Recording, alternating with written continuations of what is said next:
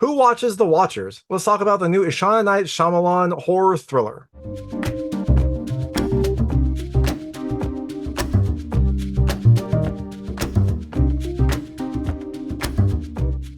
Hey everyone, it's David Stark from Watcher Pass, and today I'm talking about The Watchers, which is coming to theaters on June 7th, 2024. It's a new horror movie by Ishana Night Shyamalan, who is the daughter of everyone's favorite twisted, twist-loving horror director, M. Night Shyamalan. Does this movie continue the Shyamalan tradition? Is there a crazy twist? Well, yes and no. My hot take is I think you should watch it later. I was kind of between a watch later and a pass on this one.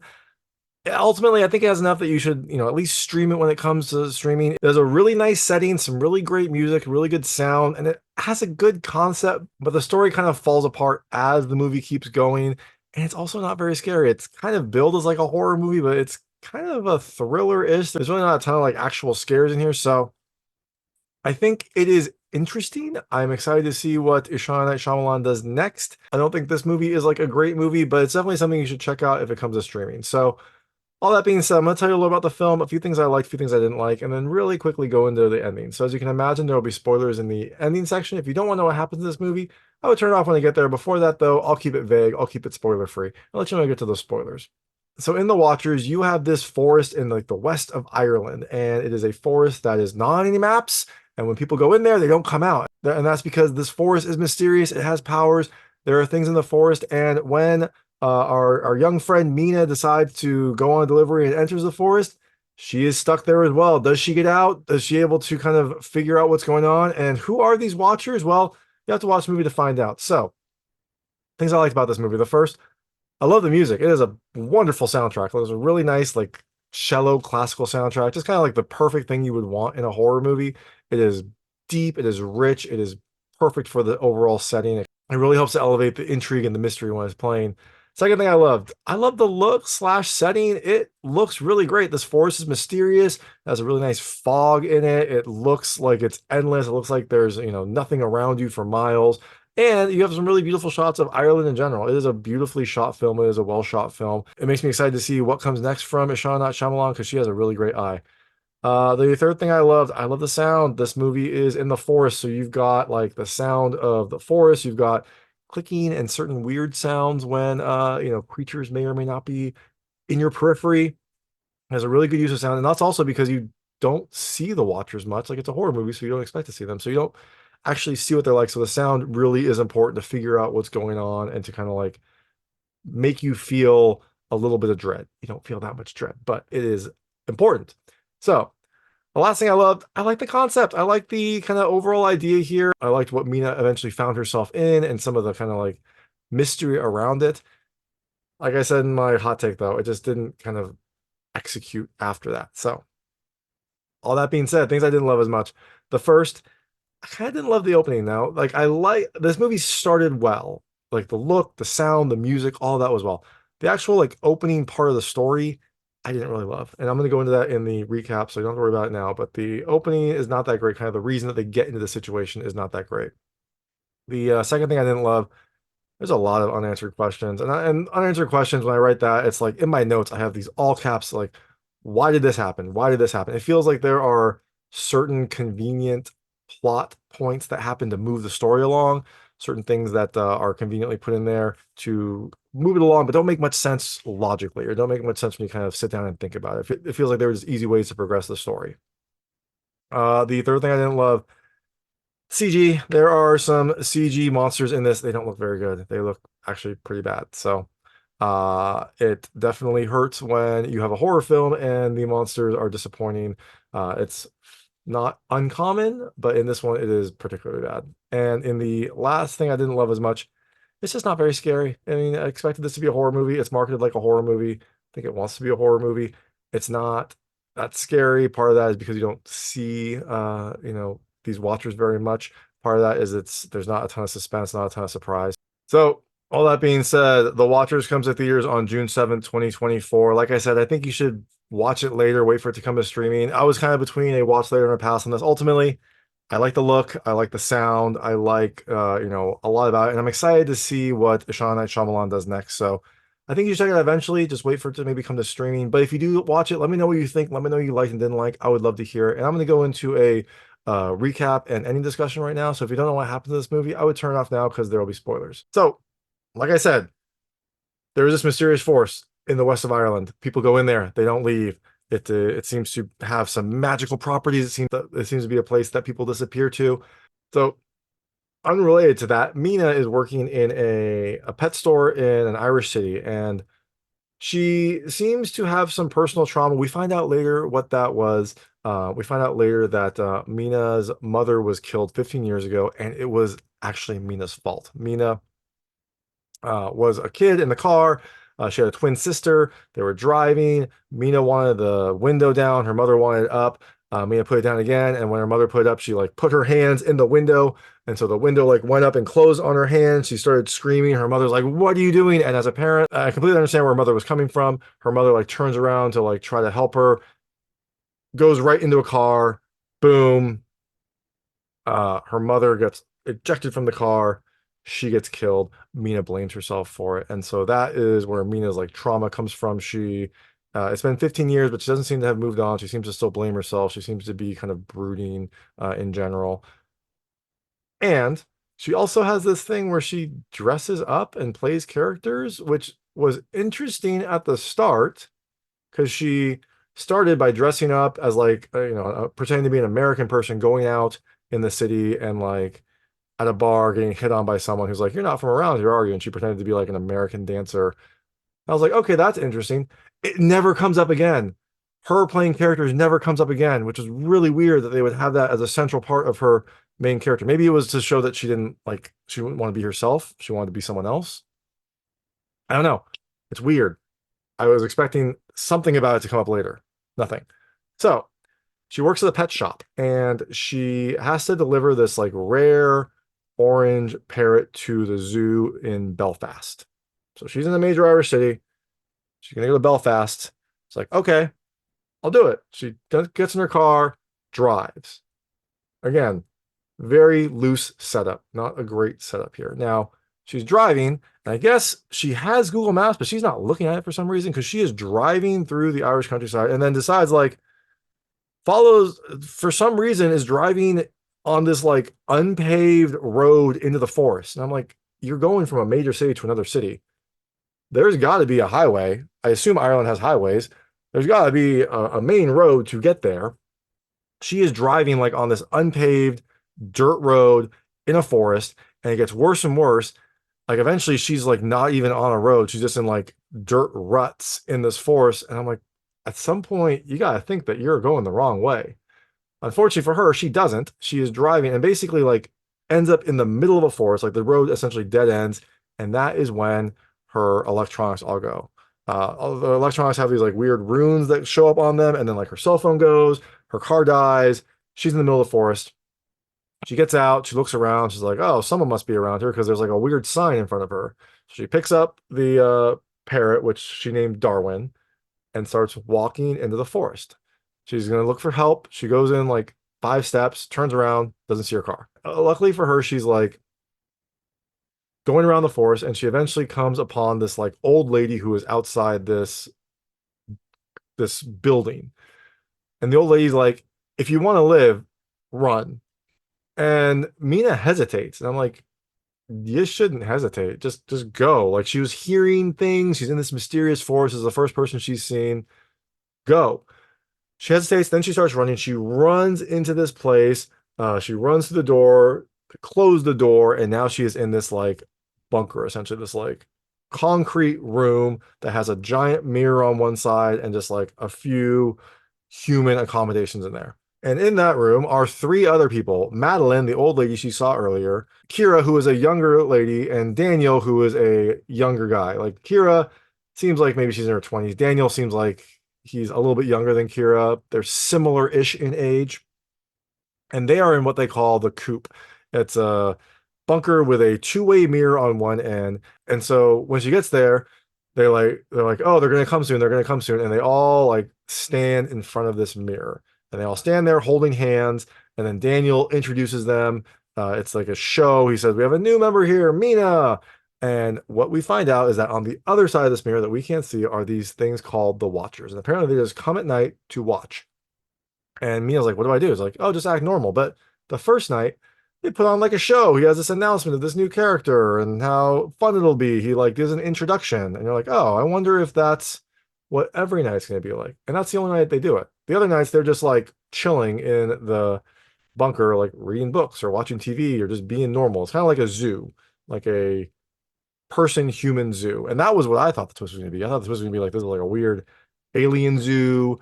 They're like getting pulled from the past to come here so that future humans can look at them.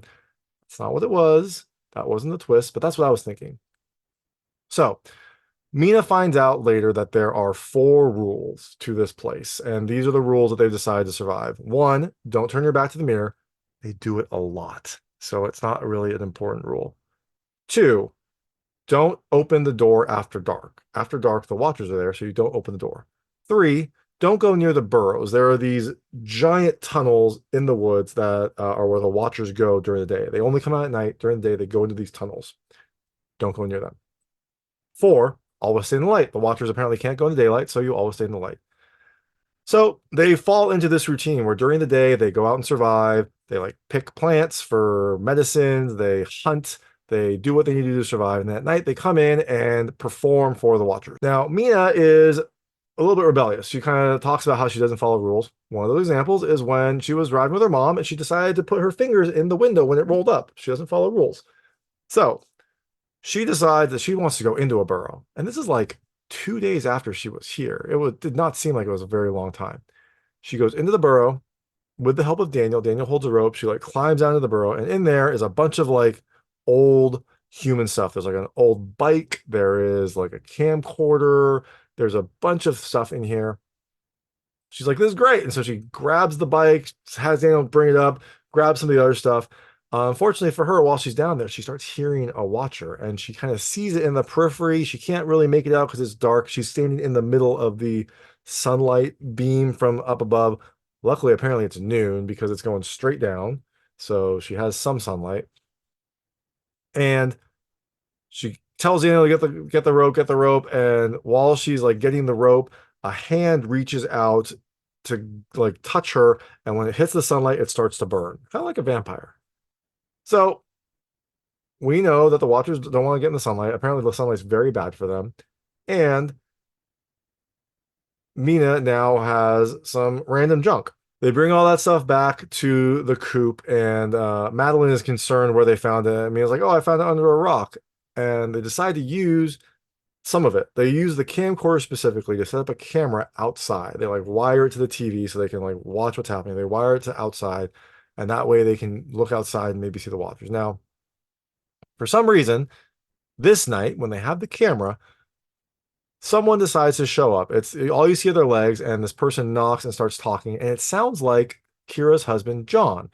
John disappeared a while ago. He didn't make it back after night, and they presumed he was dead, but now he shows up, and Kira really wants to land him. Obviously, she thinks it's her husband, but Madeline is hesitant. She's like, wait, no, no, no. We don't open the door at night. This is a trick. We don't open the door at night. And Kira's like, but it's John. It's John. I hear him. And she makes Kira ask John something that only John would know.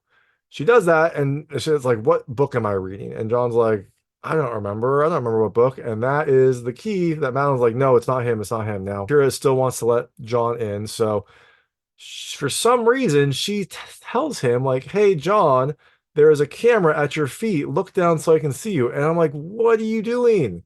Why would you tell him there's a camera? That's a really bad idea. A, if he's not John, then now they know there's a camera. And B, like, this whole bunker is not soundproof. Like, at night, they talk to the watchers. They hear the watchers. If anyone's out there, they're going to hear there's a camera. The thing looks down. It looks like John. And then it gets, like, pulled away.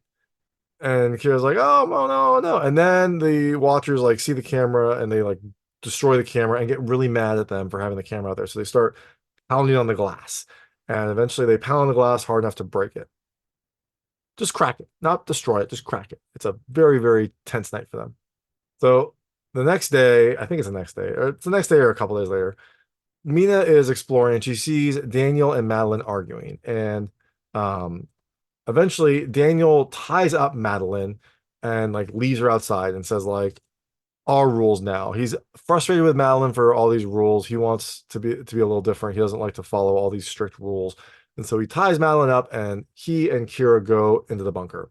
Now, Mina doesn't want Madeline to die, so she frees her and then they both head to the bunker. Now, unfortunately, when they get there, the door is locked because Kira and Daniel are already in there. They're like, Daniel, open up. Daniel, open up.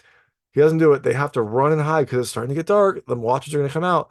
They hide in this like rotted tree trunk. And they're like hoping that because the tree trunk is rotting, the watchers won't smell them. And so they're hiding as the watchers all approach the coop. And now we get our first view of the watchers. It's not very good. They are these like tall, humanoid looking things with like very skinny. They're really tall. They've got like tattered wings on the back. They look kind of like the monsters in The Descent if they were elongated. So, and they're all CG. They're all CG. It does not look very good. It's not very scary. But they see that Mina and Madeline are not there, and they go ballistic. And Daniel's like, "They're not here. They're not here." And so the Watchers all fan out to find Mina and Madeline. And for some reason, I guess they just run in various directions because Mina and Madeline think like, "Hey, this is fine. We can leave." And Mina and Madeline think like, "Hey, this is fine. We can go to the coop." I don't know. I thought that they would probably be looking around here. I don't know why they would like fan out completely. So Mina and Madeline run to the coop. They run to the side door. They bang on the door, bang on the door, bang on the door. Daniel's not opening. And then Mina says some like sentimental thing about like how she understands what it's like to be angry and what it's like to be a monster. And Daniel's not a monster. She thinks she's a monster because she killed her mom. She's not. It was a stupid kid. It was a bad accident. But she thinks she's a monster because she killed her mom. She's like, Daniel, you're not a monster. You don't want that on you. You don't want we're going to die out here. You don't want that on you. And so Daniel eventually opens the door. They go in, they close the door. And now the Watchers, knowing that Mina and Madeline were out after night, get really pissed. And now they see them in there. So they start banging on the coop. And so all the people sort of barricade the door. They slide a table over to it. And when they slide the table, this little rug pops up. And underneath is a panel. Apparently, they have never cleaned this bunker because this rug had been there. It had been covering a panel. And so now they see this panel. They try to open it. They're able to pry it open. And there is a like doorway, like a hatch doorway. So they open the doorway, get down there, and underneath the coop is a bunker, like a bunker with food and supplies and stuff like that. So they all go down there, close the door, lock it or latch it, I guess, just as the Watchers are breaking in and they shatter the glass. So now they're in this new place, this new bunker. And I hope they can lock it from the inside because it just has a little handle. So it feels like the Watchers should be able to figure it out. They don't. They're safe in this bunker. In the bunker, there's a bunch of food and a bunch of stuff, but one of the things is a computer. And in the computer are video files 1 through 300. They start watching them and they find out that these are files from this Dr. Kilmartin, who was the person that set up a lot of their rules. He set up these warnings on the perimeter of where they could go to make sure that they would be able to get back at night. They're basically like a half day's walk away from the coop. There's all these warnings there so that people can turn around and come back and make sure they get back at night. So he kind of set up a lot of the procedures that they have in this coop place. So we find out that this professor built this whole place to study these Watchers. They're part of like Irish lore. There was this, I guess, golden age when these Watchers, who are like, they're also known as changelings or fairies or the Fae, they would live side by side with humans. And so they were companions, I guess. They would like live together. But eventually that changed, and so he wants to study them to learn more about them. He used local villagers to build this place, this like giant underground bunker. He said he would like hire them for a day and then leave them out at night and they would die. I'm like, that is a lot of villagers you'd have to get to build this like big underground technologically advanced bunker. I don't really know if there's that many villagers. Like, there's the time it takes to hire one, bring them back here, have them work for like 3 hours, and then leave them out to die. That doesn't seem very feasible at all. And at some point, people would start wondering why 50 people have disappeared over the last 50 days. It's fine. Anyways, he built this bunker to study these changelings. He wanted to learn more about them. He'd always believed in them, and now he was here, so he wanted to learn. And so at first, he had the coop up above, he had the bunker down below, and he would just like watch them, and they would watch him. And so they would learn his mannerisms. They would just want to learn more about him, and they started to copy him, but in a way that like AI copies things. He said that their faces were off or their fingers weren't right. They probably had like 15 fingers, just like an AI drawing. But eventually they got better and better. That's when he decided that maybe he needed to like put the mirroring on the glass. I guess he had really good mirroring somehow. And that's also when he like built this extra bunker down below to protect himself. Now, while he was down there, he wanted to get up close and personal with one of the Fae, and so he got one down there somehow. One of the videos he shows like one of the fairies like locked in a cage.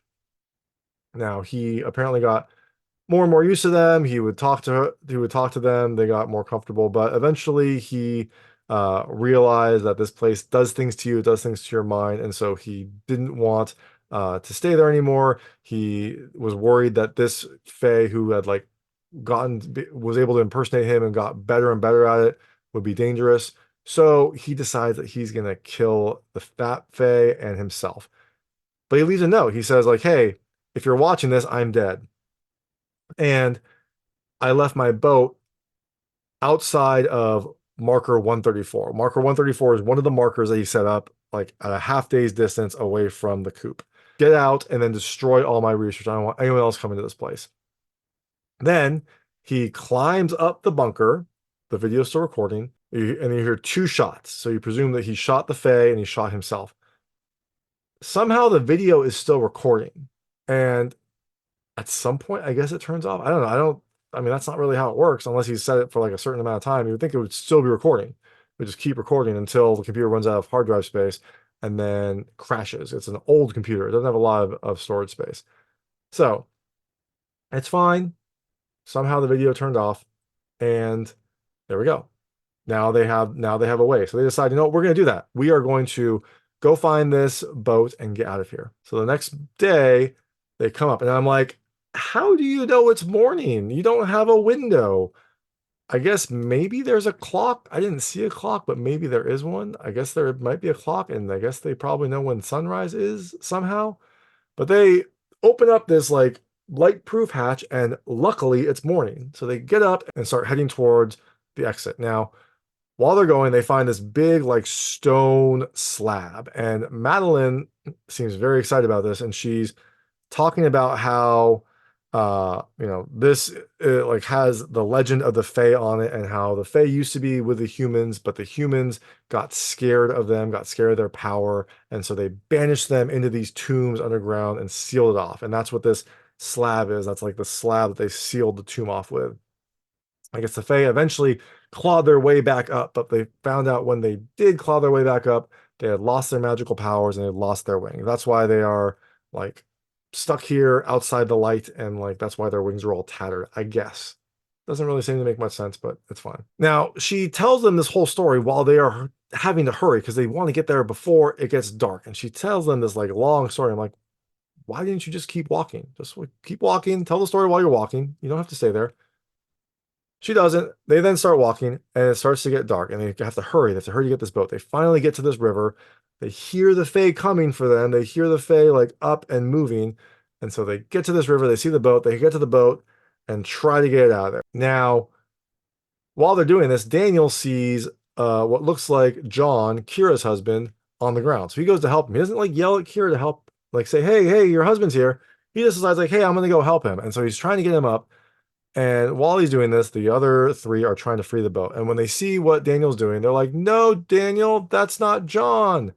And that's when you see this John character turn into like a Fae and kill Daniel. He like, I think he carves a symbol in Daniel's forehead and then slits his throat.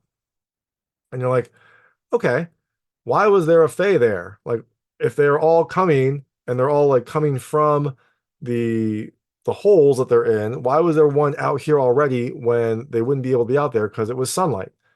Was there a secret one? Did they have like guards at the perimeters? I don't think so. It would make more sense if, as they were running, one of them turned into John and was like saying, Daniel, help me. They're coming for me. Help, help. That would have made more sense. But it's fine. So Daniel's dead. Mina, Kira, and Madeline all make it on the boat. They get out of there. The Fae can't leave the forest, so they can't get into the water. They're on the boat. They escape and they find a random bus. They ride the bus back to some major city. I forget where they're at. Glasgow, maybe? They might be in Glasgow. Now, Mina, despite being the one that was there the least amount of time, decides to take on the task of destroying Dr. Kilmartin's research. And so she goes to his office. She finds the research she's going through, and she finds an essay on like halflings, which I guess were fae and human hybrids. And she finds these pictures. Now, after she finds these pictures, she heads on a taxi to go see Kira. When she gets there, she sees Kira. She shows her these pictures, and these pictures are of Dr. Kilmartin and Madeline. You're like, whoa, that's weird. Why would Madeline be with Dr. Kilmartin? Well, turns out that Madeline was Dr. Kilmartin's wife. She died before he left for the forest. Now, Dr. Kilmartin was obsessed with these changelings. Seems like the idea was he wanted to use the changelings to like revive his wife. They can impersonate people, they can take on their mannerisms. So he wanted one of them to essentially like become his wife, like reanimate, like not actually reanimate, but like impersonate one enough so he could be happy. Now, turns out that one did, right? We have Madeline here. So one of them was able to get it close enough to be Madeline. And she's telling this to Kira, and she's like, Madeline is a changeling. That's when a car pulls up and Kira gets out, and she looks at Kira and she's like, you're not the real Kira, are you? And nope, it's Madeline. Now, when Kira comes in, Madeline attacks Kira, knocks her out, and then tries to attack Mina. And when she's talking to Mina, she talks about how the changelings like shunned her. They called her the day walker because she could actually walk out during the day. She could leave the forest. And she thought she would never leave the forest. But then Mina found the bunker with the information about the boat. And I'm like, why did you throw away that bike? That bike was your ticket out. If you knew that you were a changeling, if you knew that you like could leave the forest, should have taken that bike and just biked away so that they couldn't catch you. Like that would have been obvious. Again, it's fine. So Mina then talks to her and says she knows why she can walk in the day. She knows why she can leave the forest. It's because she's not a full changeling. She's a halfling. She's half human, half changeling. And that leads to a whole bunch of other questions. Who was Madeline's parent? Who was the person that decided to come into the forest and the Fae didn't kill and had a relationship with to make a halfling? I guess. Okay. Anyways, she then talks about how Madeline is half human, and that means that she has love and fear and jealousy, and she knows what it's like to be human. And while she's saying this, Madeline gets really like angry, like there's pressure in her. And eventually, as Mina's talking, there's like a poof of light, and now Madeline has wings. I guess every time you overcome trauma, a changeling gets their wings. So now Madeline has her wings and she can fly away, and she's like, I hope you're right.